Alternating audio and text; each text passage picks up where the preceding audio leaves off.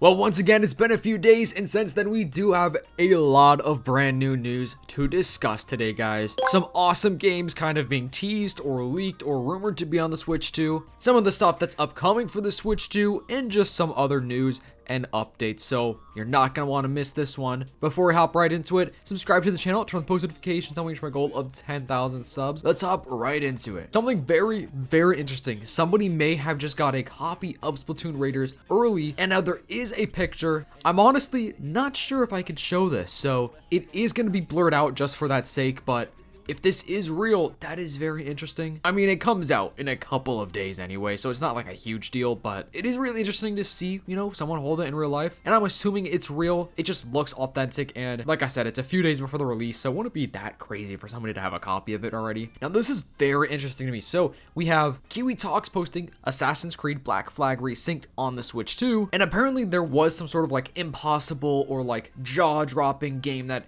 he was talking about that's gonna come out on the Switch 2, and apparently this is not it. I definitely do think this will come to the Switch 2 eventually. I have yet to pick this game up. I will play it because it looks really, really sick. In the eyes of many people, Black Flag is the best Assassin's Creed game. So guys, let me know, what is the best Assassin's Creed game of all time in your eyes? And would you be playing it on the Switch 2? I think it would be a perfect console for it because games like this, I think, are just so fun to play on a handheld console. And of course, the Switch 2 is getting many third-party large titles, so a game like this is not out of the realm of possibility. I could definitely see this maybe being some sort of late 2026 release, or maybe 2027. Could potentially be something that we will see during one of the upcoming directs. We have rumors of a direct happening in September of this year. There may be another partner showcase as well this year, but I think they're gonna do it. So let me know your thoughts on that. We have Nate the Hate a couple of days ago also just saying that Expedition 33 is still coming to the Switch 2. He has been claiming this for a long time now, and once again, I could also see this being announced during one of the next upcoming Nintendo Directs, whether or not it's a general direct or a partner showcase. I think the odds of us getting a direct in September, a general direct that is, are pretty high, and I think it will show off games like Expedition 33, Black Flag Resynced, definitely something with Ocarina of Time, definitely some, well, maybe, but potentially something with Mario, such as the next big 3D Mario game. I don't know, Mario Maker 3. There are a lot of rumors about that. I wouldn't say leaks, but rumors about Mario Maker 3. But as far as the next big 3D Mario game, yeah, we do have legit leaks, I guess you could say, from very reputable sources claiming that the game is dropping next year. So the odds of that being announced during that next direct, it's pretty high. I'm very stoked for that. Also, Modern Warfare 4 will have an open beta for the Switch 2. It'll be during the weekend of August 28th, so you will have until September 1st to participate, and technically it's a second open beta for this game. Apparently it is only for people that have pre-ordered the game though, but still, it's going to be really interesting to see how this game functions on the Switch 2. I think it's going to be pretty fun. You know, potentially just a little bit lower graphics resolution, whatever, but nothing that crazy. And it's pretty cool that we are getting Call of Duty on a Nintendo console once again. Honestly, I would actually really love to know your thoughts about Call of Duty because, man, modern Call of Duty just is definitely not what it once was. I mean, I've always been a big fan of Call of Duty growing up, but I've been pretty distant from the whole franchise as a whole for many years now at this point. But I do like the idea of it being on the Switch too. I think that's pretty good news,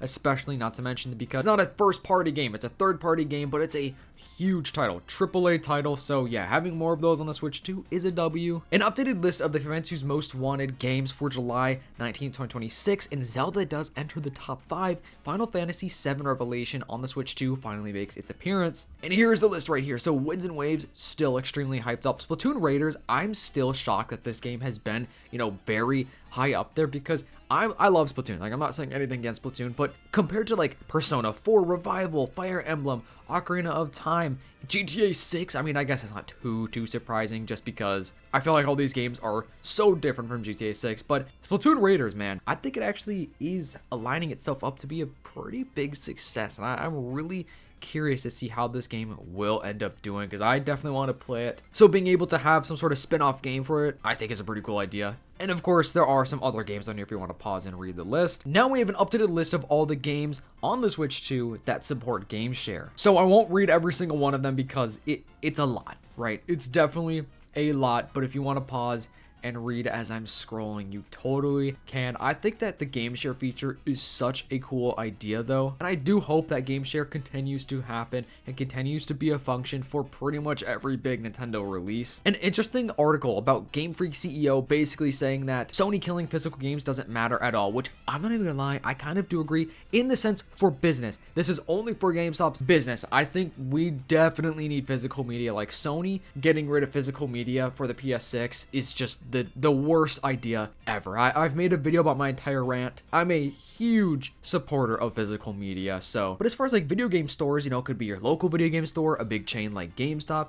It genuinely won't really make that big of a difference because a lot of PS5 and Series X games aren't even at GameStop or secondhand video game stores. It's mostly full of older games. Like a lot of the times when I'm getting a new video game to play, I very frequently do pick up older games for like the 360 or the PS3 or just the DS or whatever the heck it may be. But of course I'm still playing, you know, modern games. But you know, gaming is expensive. I probably get more than 90% of my games secondhand, pre-owned, because it's a lot cheaper. It saves me a lot of money. And there are a lot of games like I genuinely don't mind playing a couple months after its release or a year after its release. There are definitely those games that I have to get day one. You know, Ocarina of Time is probably going to be one of those. Winds and Waves is probably going to be one of those. But the CEO apparently is saying that 41% of sales are Pokemon trading cards, which is insane. So apparently it's made $143 million during Q1 of 2026, calling this the highest operating earnings in the company's history. So it does go to show that people don't only care for newer modern games. Obviously gaming is going to continue to grow in the future and we'll always be getting brand new games, but physical media does matter and people still want to play games on the NES, SNES, GameCube, PlayStation 1, PS2, just all of the older consoles. So there's always going to be a market for that, and honestly just getting rid of physical media and having digital media only is just simply going to make physical media that much more desirable and special. Honestly, like it's just special to hold a case, open it up, get the cartridge, the disc, whatever, and it's just awesome. So I wanted to bring this point up because I want to know what you think about this, because I do think, you know, secondhand video game stores will stay in business, especially since collectibles in general are so big, like Pokemon cards. Other random collectibles are pretty big as well, but definitely cards right now. I honestly do think GameStop is probably here to stay. I mean, listen, I have my issues with GameStop. I have had just so many issues with them in the past. They definitely do some very ideas, I guess you could say, with like, you know, the TCG stuff where they're buying, you know, from